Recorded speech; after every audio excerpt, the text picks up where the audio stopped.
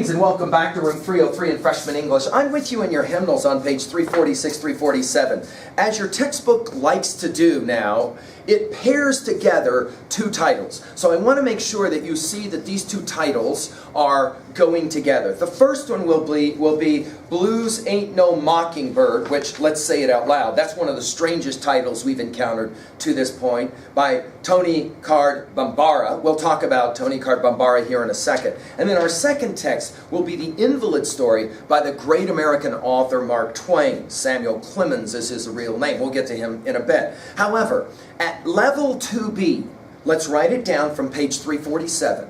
Both of these texts are going to focus on, at the literary analysis topic, dialogue and dialect. Now let's make sure we get both of these in our notes. This is actually the first time that we have formally addressed issues of dialogue. We, of course, have been talking about dialogue throughout many of our short story studies, but now we're going to address it officially. First of all, dialogue, easy. Conversation between or among characters in a literary work, right? In prose, dialogue is usually set off by quotation marks, and a new paragraph indicates a change in speaker. Not always. Some modern works of fiction do not even use quotation marks, so put that in your notes. So if you're looking for quotation marks as a way to guarantee dialogue, that is not always the case. By the way, sometimes it is italicized to show dialogue instead of quotation marks, okay? I'm thinking, for example, later in your high school career, you'll engage writers like James Joyce, who will write whole novels and never use a single quotation mark. Okay, they just don't do it. And you're reading along and you got to figure out whether it's dialogue spoken out loud, dialogue that's internal, or the words of some kind of narrator. And you got to figure that all out. It's not always easy to do. It's kind of a sophisticated technique, all right? Notice we're told writers use dialogue for several purposes. You want these in your notes. We're going to look to see how this works in these two texts. Reveal character traits, relationships, advance action and plot, develop conflict, add variety, color, realism to narratives. To develop, this is huge, write this one down, the tone of the work, the author's attitude towards his or her subject and audience, right?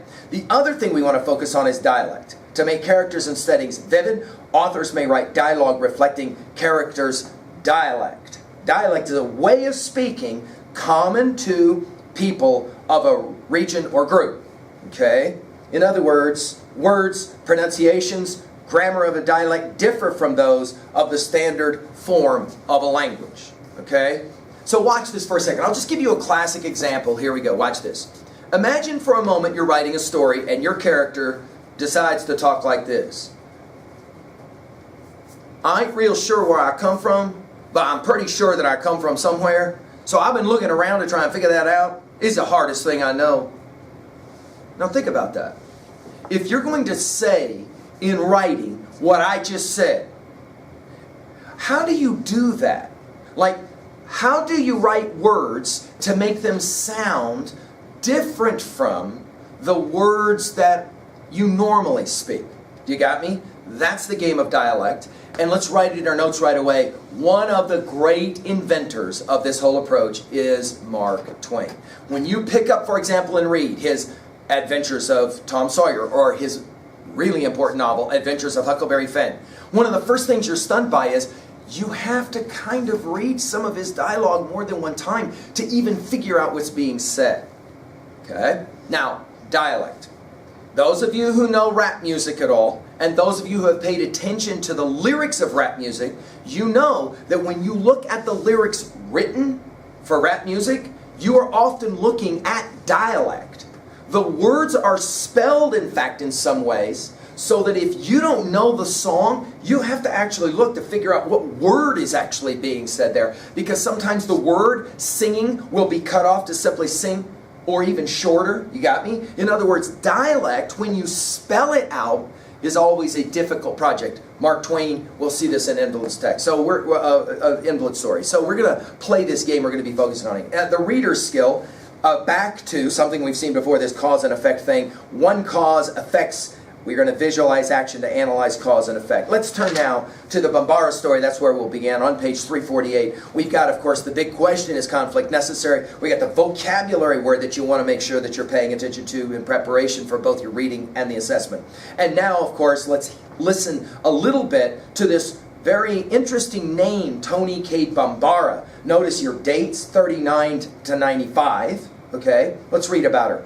A social activist, Bambara, a writer of short stories, a novel, plays, television scripts, documentaries. She started writing when she was in kindergarten and had her first story published when she was a senior in college. Bambara said, quote, "If there were no more presses, no more publishing houses, I'd still be writing," end quote.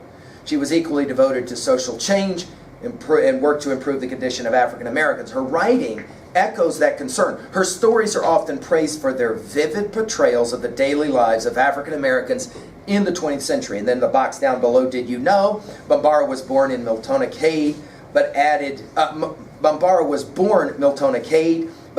Bambara after discovering it on her great-grandmother's sketchbook. Bambara is also the name of an African tribe known for its textiles.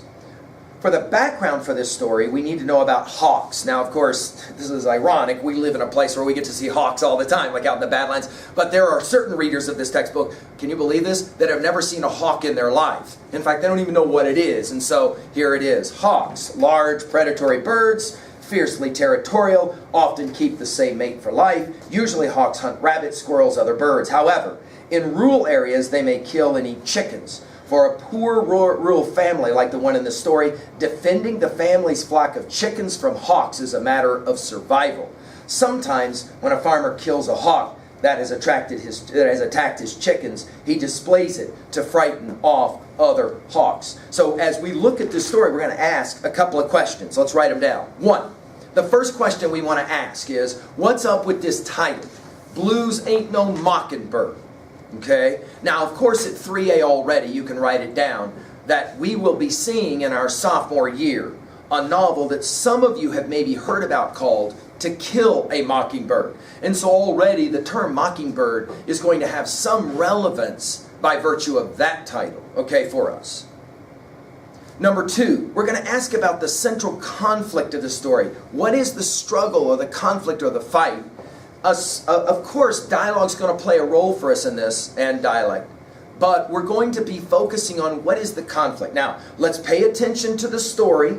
Let's go to work with it, okay? And again, at the end of our text, we're going to want to work level 2 and level 3. All right? Here we go. Blues Ain't No Mockingbird. Blues Ain't No Mockingbird by Toni Cade Bambara. The puddle had frozen over, and me and Kathy went stomping in it. The twins from next door, Tyrone and Terry, were swinging so high out of sight, we forgot we were waiting our turn on the tire. Kathy jumped up and came down hard on her heels and started tap dancing, and the frozen patch splintering every which way underneath, kinda spooky. "Looks like a plastic spider web," she said. "A sort of weird spider, I guess, with many mental problems." But really it looked like the crystal paperweight Granny kept in the parlor.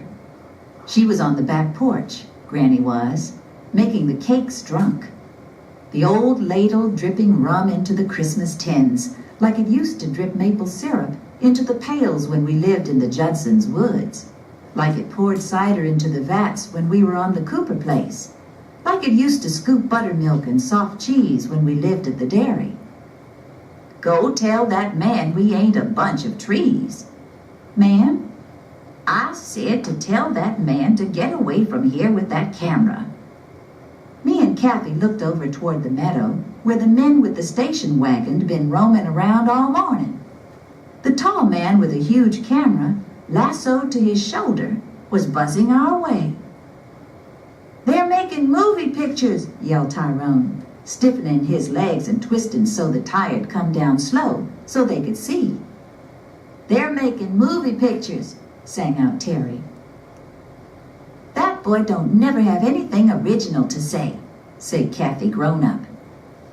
By the time the man with the camera had cut across our neighbor's yard, the twins were out of the trees swinging low, and Granny was on to the steps, the screen door bamming soft and scratchy against her palms. "We thought we'd get a shot or two of the house and everything, and then, good morning." Granny cut him off and smiled that smile. "Good morning," he said. head all down the way Bingo does when you yell at him about the bones on the kitchen floor. "Nice place you got here, Auntie. We thought we'd take a—" "Did you?" said Granny with her eyebrows. Kathy pulled up her socks and giggled. "Nice things here," said the man, buzzing his camera over the yard. The pecan barrels, the sled, me and Kathy, the flowers, the printed stones along the driveway, the trees, the twins, the tool shed. "I don't know about the thing, the it, and the stuff," said Granny, still talking with her eyebrows. "Just people here is what I tend to consider." Cameraman stopped buzzing. Kathy giggled into her collar. "Morning, ladies," a new man said. He had come up behind us when we weren't looking. "And gents," discovering the twins giving him a nasty look. "We're filming for the county," he said with a smile. "Mind if we shoot a bit around here?" "I do indeed," said Granny with no smile. Smiling Man was smiling up a storm. So was Kathy. But he didn't seem to have another word to say. So he and the cameraman backed on out the yard, but you could hear the camera buzzing still. "Suppose you just shut that machine off," said Granny real low through her teeth, and took a step down off the porch, and then another. "Now, Auntie," Camera said, pointing the thing straight at her. "Your mama and I are not related." Smiling Man got his notebook out and a chewed-up pencil. "Listen," he said, moving back into our yard. "We'd like to have a statement from you. For the film. We're filming for the county, see? Part of the food stamp campaign. You know about the food stamps?" Granny said nothing. "Maybe there's something you want to say for the film. I see you grow your own vegetables." He smiled real nice. "If more folks did that, see, there'd be no need." Granny wasn't saying nothing. So they backed on out, buzzing at our clothesline and the twins' bicycles, then back on down to the meadow. The twins were dangling in the tire, looking at Granny. Me and Kathy were waiting too, 'cause Granny always got something to say. She teaches steady with no let-up.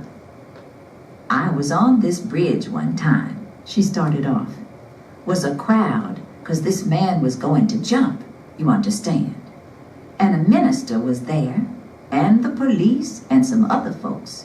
His woman was there too." "What was they doing?" asked Tyrone. "Trying to talk him out of it was what they was doing. The minister talking about how it was a mortal sin, suicide. His woman taking bites out of her own hand and not even knowing it, so nervous and crying and talking fast." "So what happened?" asked Tyrone.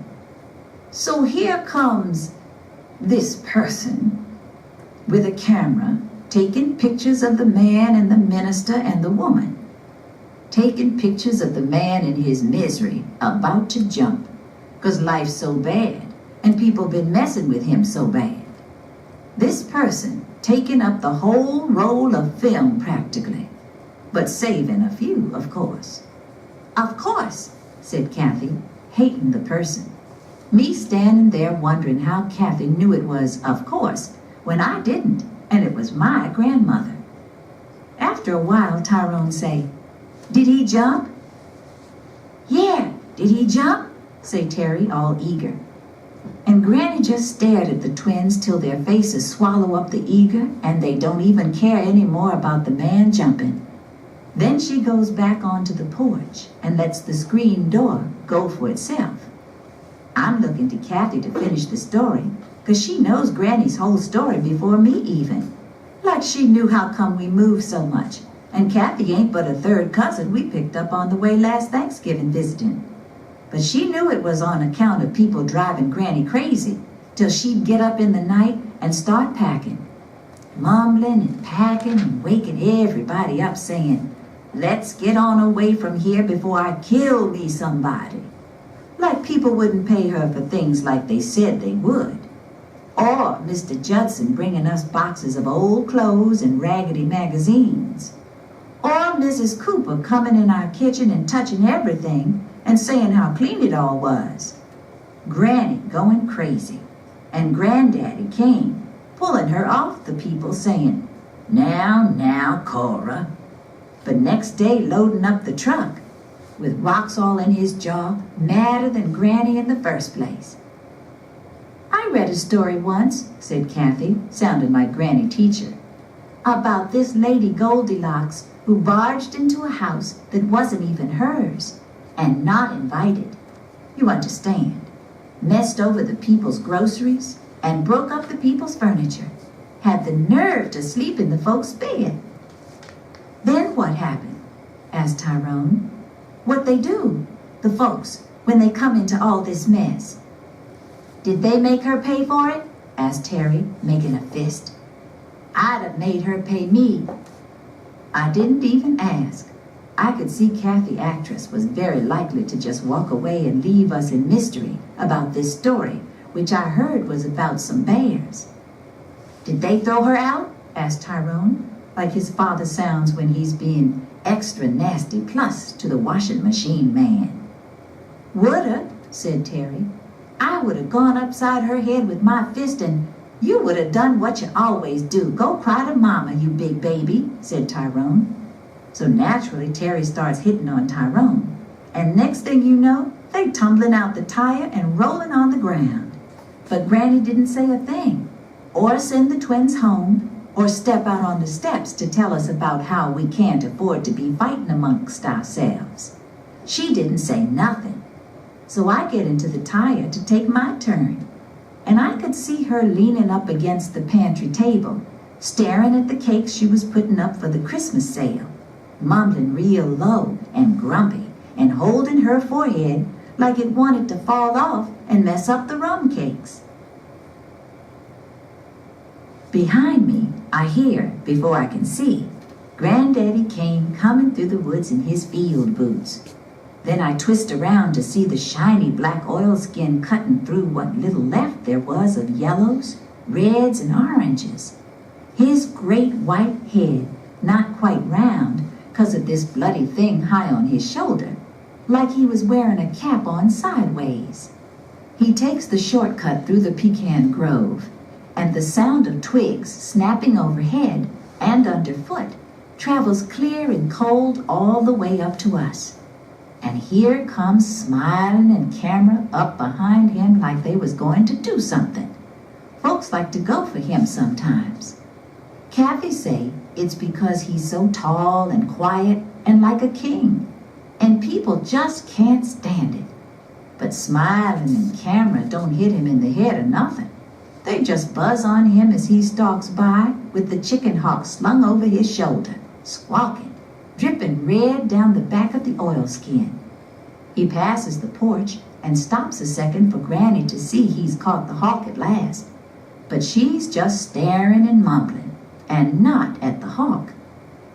So he nails the bird to the tool shed door, the hammering cracking through the eardrums, and the bird flapping himself to death and drooling down the door to paint the gravel in the driveway red, then brown, then black, and the two men moving up on tiptoe like they was invisible, or we were blind, one.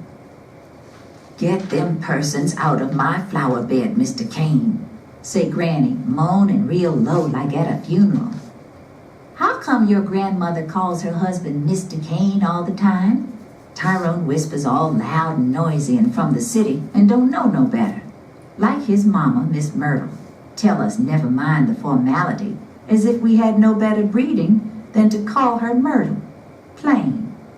And then this awful thing, a giant hawk, come wailing up over the meadow, flying low and tilted and screaming, zigzagging through the pecan grove, breaking branches and hollering, snapping past the clothesline, flying every which way, flying into things reckless with crazy. He's come to claim his mate, say Kathy fast, and ducks down. We all fall quick and flat into the gravel driveway. Stones scraping my face. I squinched my eyes open again at the hawk on the door, trying to fly out of her death like it was just a sack flown into by mistake. Her body holding her there on that nail, though. The mate beating the air overhead and clutching for hair, for heads, for landing space. The cameraman ducking and bending and running and falling, jiggling the camera and scared, and smiling, jumping up and down, swiping at the huge bird, trying to bring the hawk down with just his raggedy old cap. Granddaddy came straight up and silent, watching the circles of the hawk, then aiming the hammer off his wrist. The giant bird falling, silent and slow. Then here comes camera and smiling all big and bad now that the awful screeching thing is on its back and broken. Here they come. And Granddaddy Kane looks up at them like it was the first time noticing, but not paying them too much mind, 'cause he's listening, we all listening, to that low groaning music coming from the porch. And we figure any minute, something in my back tells me any minute now, Granny gonna bust through that screen with something in her hand and murder on her mind. So Granddaddy say above the buzzing, but quiet, "Good day, gentlemen." Just like that. Like he'd invited them in to play cards, and they'd stayed too long, and all the sandwiches were gone, and Reverend Webb was dropping by, and it was time to go. They didn't know what to do. But like Kathy say, folks can't stand Granddaddy tall and silent and like a king. They can't neither. The smile the men smiling is pulling the mouth back and showing the teeth, looking like the wolf man, both of them. Then Granddaddy holds his hand out, this huge hand I used to sit in when I was